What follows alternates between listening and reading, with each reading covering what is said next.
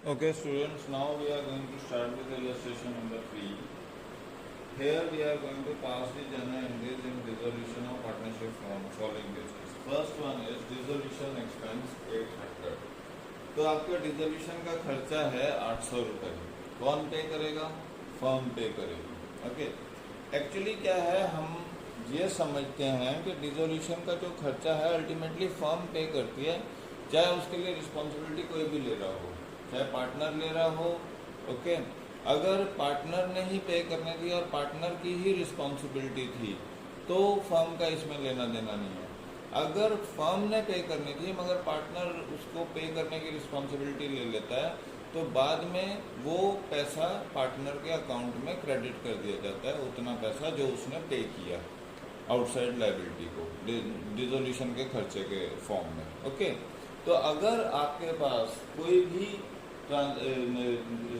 Condition नहीं लिखी है कि जो पैसा आपने अर्न किया है, ओके, डिसोल्यूशन का जो आपका खर्चा हुआ है, जो भी डिसोल्यूशन करने में, जो फर्म को डिसॉल्व कर रियलाइज करने में, एसेट्स और लायबिलिटीज़ की पेमेंट्स को करने में, सेटल जो भी खर्चा हुआ है, अगर उसके बारे में कोई कंडीशन नहीं है तो हम ये मान के चलते हैं कि वो पैसा फर्म ने अपनी पॉकेट में से दिया है eight that point of time. Okay, अगर ये कह देते हैं कि पार्टनर ने पे किया तो इसका मतलब यह है कि at that point of time, at that point of realization of the assets and liabilities, partner ने पे किया on behalf of the firm. Later on the partner will get the credit from the firm for the money that partner has paid. Okay, तो इस पहले में क्या आया कि dissolution expenses हैं 800 रुपये. तो उसके लिए एंट्री क्या हो गई? Realization account debit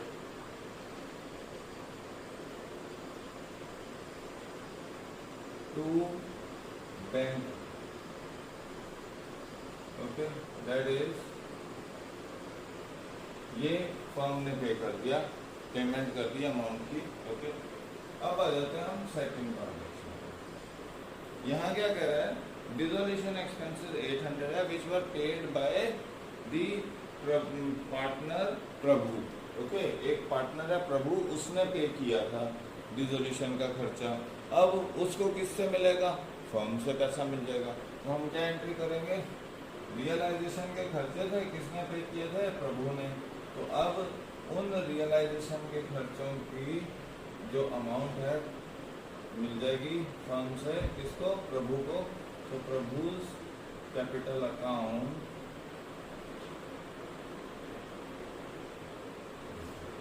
okay for प्रभु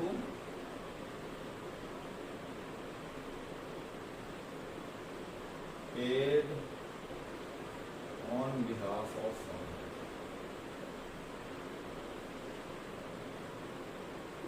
ठीक है जी. अब आ जाते हैं. अब हमारे पास क्या है? डिसोल्यूशन के खर्चा है. जानकी को हमने एक कह दिया है कि तेरे को कमीशन देंगे डिसोल्यूशन के लिए, कि Janaki was given responsibility of dissolution, और उसको कह दिया कि जो भी डिसोल्यूशन का आएगा तेरे को 5,000 रुपये की कमीशन मिलेगी. ओके, बट एक्चुअल खर्चा हुआ 5500 रुपये, और वो जानकी के बिहाफ पे किसने पे किया? मोहन ने. तो मोहन को अल्टीमेटली अपना पैसा वापस मिलना चाहिए. ओके, तो हम मोहन को पैसा वापस दे रहे हैं तो क्या करेंगे? To Mohan account. Okay, Mohan ने कितना पे किया? 5500. तो मोहन को वापस मिल गया. और फर्म ने जानकी को कितनी कमीशन प्रॉमिस की थी? 5000. मतलब जानकी को फर्म से जो 5000 मिलने थे वो अब डायरेक्टली किसको भेज दिए जाएंगे? वो जानकी किसको ट्रांसफर कर देगी? फर्म के पैसे को मोहन को. तो यहाँ क्या एंट्री आ जाएगी? रियलाइजेशन अकाउंट डेबिट कितना? 5000 रुपये. और बाकी 500 कहाँ से लेगा वो मोहन? क्योंकि उसने जानकी के बिहाफ पे पेमेंट किया तो जानकी से ही लेगा. तो जानकी की कैपिटल अकाउंट को डेबिट कर दो.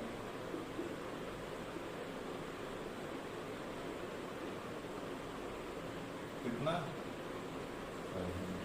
Okay, so for Mohan paid on behalf of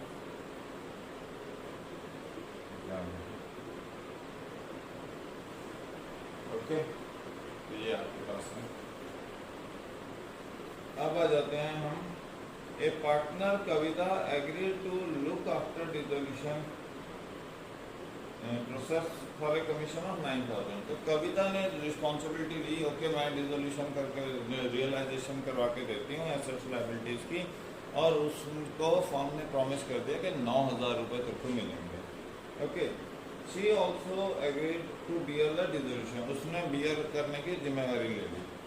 Kavita took over the furniture of 9,000, तो उसने उस लायबिलिटी की बदले जो उसने पेमेंट लेनी थी फर्म से, उसके बदले वो क्या ले गई, फर्नीचर ले गई, और उस फर्नीचर को हमने रियलाइजेशन अकाउंट में ट्रांसफ़र किया हुआ था।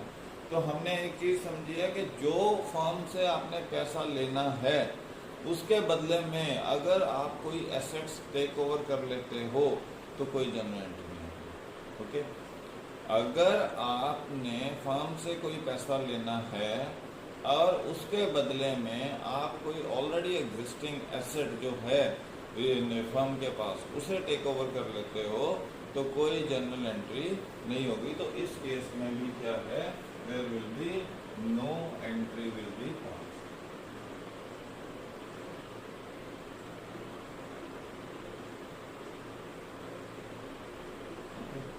अब आ जाते हैं नेक्स्ट केस पे। A debtor Ravinder for 19,000 agree to pay, एक डेटर है रविंदर, उसने 19,000 एग्री कर दिया कि मैं पे कर दूंगा। Okay, which were 18,000 in full settlement of his debt. अब देखिए 19,000 का डेप्टर था और उसने एग्री किया कि मैं पे कर दूंगा, ठीक है, realization expenses.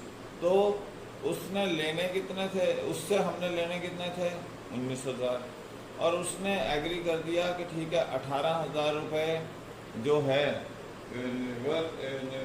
the resolution to pay which were 18,000 in full settlement, के 18,000 की हमारे रियलाइजेशन एक्सपेंसेस थे और उसने हमें कितने पे करने थे, 19,000 के। ओके, तो उसने कहा कि ठीक है मैंने आपको 19,000 देने हैं, ऐसा करते हैं कि ये 18,000 रुपये मैं पे कर देता हूँ। तो in full settlement of debt मतलब 19 के बदले में डिस्काउंट उसने ले लिया और उसने कहा कि ठीक है 1,000 आप मेरे को छोड़ दो तो मैं 18,000 पे कर दूंगा। ओके, तो जब एक डेटर जिससे हमने पैसा लेना था उसने लायबिलिटी को टेक ओवर कर लिया, रियलाइजेशन के एक्सपेंसेस की लायबिलिटी को टेक ओवर कर लिया, so there will be no general entry in lieu of this, क्योंकि एसेट के बदले डेट लायबिलिटी को न्यूट्रलाइज कर रहा है ये transaction. So that is how there will be no entry in this case. Okay, तो ये आपके पास है। तो इस तरह से हम थर्ड इलस्ट्रेशन कर रहे हैं। Now moving on to the next. अभी हम पहले जनरल एंट्रीज करेंगे, उसके बाद हम देखेंगे कि जो आपके प्रैक्टिकल क्वेश्चंस हैं, लेजर क्वेश्चंस हैं, उनको करेंगे। सो जनरल एंट्रीज ही हम पहले इनमें कर रहे हैं इन लेक्चर्स में। We are not doing the practical question, realization, capital, balance sheet, ये सारा नहीं कर रहे हैं अभी। पहले हम जनरल एंट्रीज को समझ रहे हैं। ओके, जितने जनरल एंट्रीज वाले क्वेश्चन हैं वो इन लेक्चर्स, इस लेक्चर में समझ। अब इसके बाद प्लीज ध्यान रखना हम जनरल एंट्रीज ही कर रहे हैं। इलस्ट्रेशन नंबर 32 ये जनरल एंट्री से रिलेटेड है।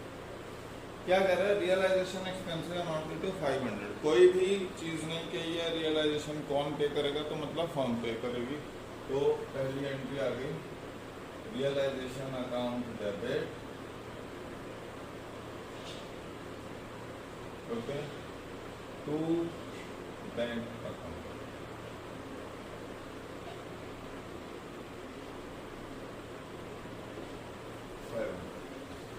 ओके, अब दूसरा है realization expenses paid by firm ₹500, the partner has to bear the realisation expenses. अब देखो पे किसने किया? फर्म ने। जिम्मेवारी किसकी थी? पार्टनर की। मतलब पार्टनर की पॉकेट से वो पैसा जाना था मगर फर्म ने पे कर दिया। तो अब क्या करेंगे? पार्टनर की पॉकेट से पैसा निकाल लेंगे। तो उसके लिए एंट्री क्या करेंगे? Partners capital account debit to bank account. Okay, तो ये आपके पास एंट्री है। अब इसके बाद क्या है? A one of the partner was to bear all the realisation expenses for which he was given commission of 2% of net cash realise. मतलब ए ने जिम्मेवारी ली, ओके, उसको बियर करने से सारे एक्सपेंसेस, और उसको उसके बदले में 2% of the net cash realise, मतलब एसेट्स और लाइबिलिटीज माइनस करने के बाद जो कैश मिलेगा उसका 2% उसको मिलना था। ओके, तो cash realise from assets was 25,000 and cash realised from paid for the liabilities was okay 5,000 रुपये। तो अब उसको कितना मिलने थे? आपके पास 20,000 रुपये के कैश रियलाइज है। अब हमें क्या करना है कि one was to bear for which he was to get the, अब पे उसको करना है, फर्म से उसको क्या मिलेगा? 2% की कमीशन। किस चीज की? देखो, उसने एसेट्स रियलाइज किए, एसेट्स रियलाइज किए तो एंट्री होगी bank to realisation.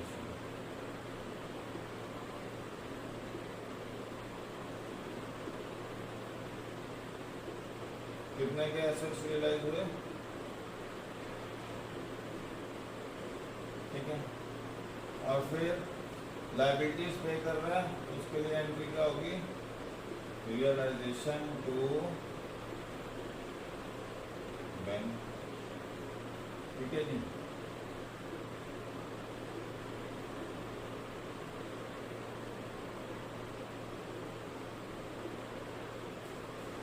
Net assets realise हुए 20,000। फाइन। अब उसको फर्म ने कहा है कि हम तेरे को 2% कमीशन देंगे।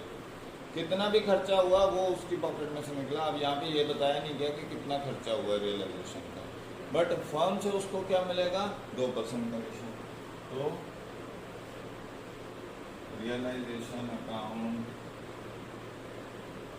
Debit to is capital account. कितना है? 20,000 इंटू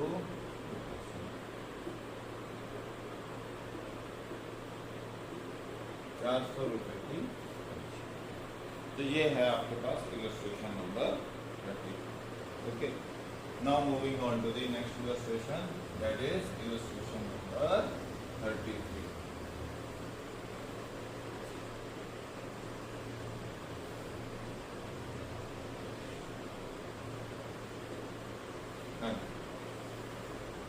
क्या कह रहे हैं? जे के एन एल आर पार्टनर्स। तो 3 पार्टनर थे, जे के एल, उनकी रेशो क्या थी? 4:5। Okay, on 31st March 2018 their firm was dissolved. On this date the balance sheet showed a balance of 1,34,000 in debtors and 14,000 for bad debts. Okay, तो debtors के उसके पास कितने थे? 134, और उसके पास उसके वो थे। तो एंट्री क्या की होगी उसने? देखो, हम स्टेप बाय स्टेप एंट्रीज होते हैं। जब उसने डेटर्स ट्रांसफर किए तो realization account debit to debtors account 1,00,000।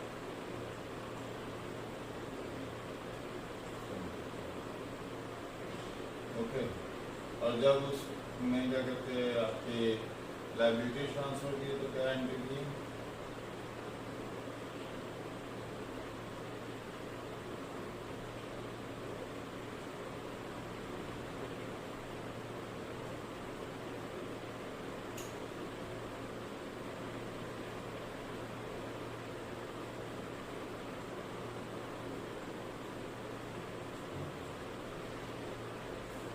Okay, ये कह दिया। अब both the accounts were closed by transferring to realization. Fine. 4,000 of debtors became bad and nothing could be realized from them. तो debtors कितने realize हुए? Realization to bank, debtors realize हुए 4,000 bad हो गए तो 1,30,000।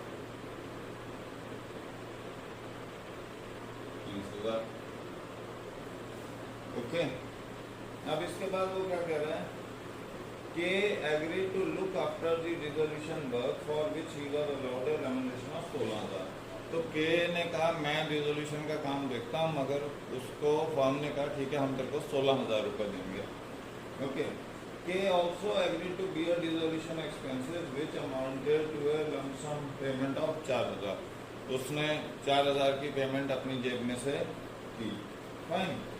अब हमारे पास क्या है, एक्चुअल डिसोल्यूशन एक्सपेंसेस वर 6,500। ओके, तो के को रेम्युनरेशन मिलनी थी 16,000 की, के ने बियर किए एक्सपेंसेस अपनी जेब में से 4,000 के, और रियलाइजेशन का एक्चुअल खर्चा था 6,500 का। Okay, fine.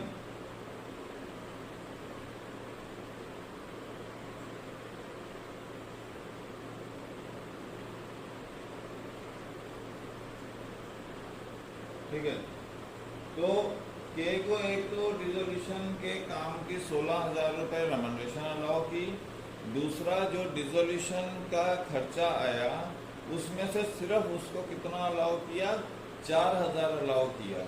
मतलब टोटल खर्चा जो भी होगा उसमें से के को सिर्फ 4,000 रुपये मिलेगा डिसोल्यूशन के करवाने का। मतलब जो भी वो अपनी पॉकेट से खर्चेगा उसमें से सिर्फ उसको 4,000 रुपये मिलेगा। ओके, एक्चुअल डिसोल्यूशन 6,500 के थे and the same were paid from the firms cash. Okay, तो वो फर्म की कैश में से पेमेंट कर दी थी उसकी, तो loss on dissolution amounted to 37,000। Fine. अब देखो,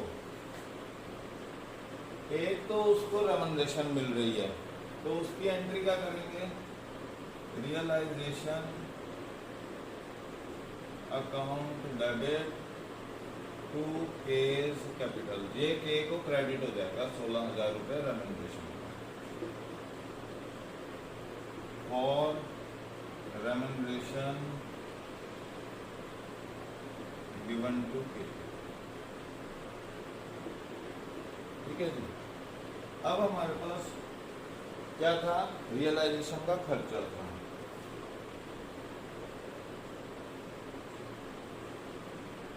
रियलाइजेशन अकाउंट डेबिट और फर्म ने पे किया था वो। ठीक है जी। अगर सारा का सारा फर्म को पे करना होता तो वो यहाँ पे रियलाइजेशन को बैंक कर देते। अब यहाँ पे के ने रिस्पॉन्सिबिलिटी ली है कि ठीक है जी मैं पे करूँगा, और उसके लिए उन्होंने क्या अलाउ किया, उसे सिर्फ 4,000 रुपये अलाउ किया है डिसोल्यूशन का खर्चा जो उसने बियर किया है। मतलब टोटल में से सिर्फ 4,000 उसको अलाउ किया है, तो 4,000 तो फर्म की जेब में से जाएगा क्योंकि वो इनडायरेक्टली के कैपिटल में अकाउंट में क्रेडिट हो जाना था 4,000। अभी क्या है कि वो खर्चा तो 4,000 यहाँ से गया और के की कैपिटल में से कितना डेबिट हो जाएगा, 2500। ओके, तो ये आपके पास है। तो दो चीजें हुई हैं यहाँ पे, के को एक तो कहा कि डिसोल्यूशन वर्क को लुक आफ्टर करने की तेरे को 16,000 रुपये दिए जाएंगे, और डिसोल्यूशन एक्सपेंस बियर करने के तेरे को 4,000 दिए जाएंगे। दो एस्पेक्ट, एक remuneration to look after dissolution activity. Okay, and another is out of total dissolution expenses expenses, he is allowed only 4,000. मतलब 6500 अगर उसने अपनी पॉकेट में से लगाया है तो 4000 तो फर्म बियर कर रही है, फर्म उसको दे रही है इनडायरेक्टली, और 2500 वो अपनी पॉकेट से लगा रहा है, तो ये पॉकेट से लगा रहा है। ठीक है, अब यहाँ पे कह रहे हैं कि डिसोल्यूशन का लॉस क्या है 37,000। तो टू रियलाइजेशन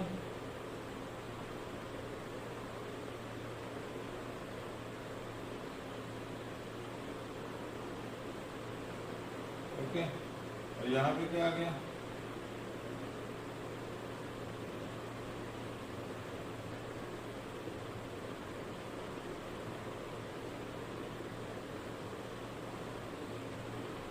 ठीक है जी। तो ये कितना है 3700, फिर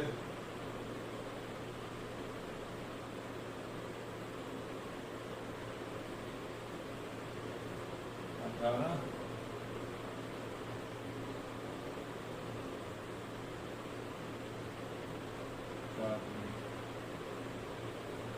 ठीक है जी। तो ये आपके पास आ गया, ये कैपिटल अकाउंट डेबिट, ये capital account and else capital account to realisation account. So this is how this will be handled. Okay, अब हम आगे देखते हैं इलस्ट्रेशन नंबर 34 का। ओके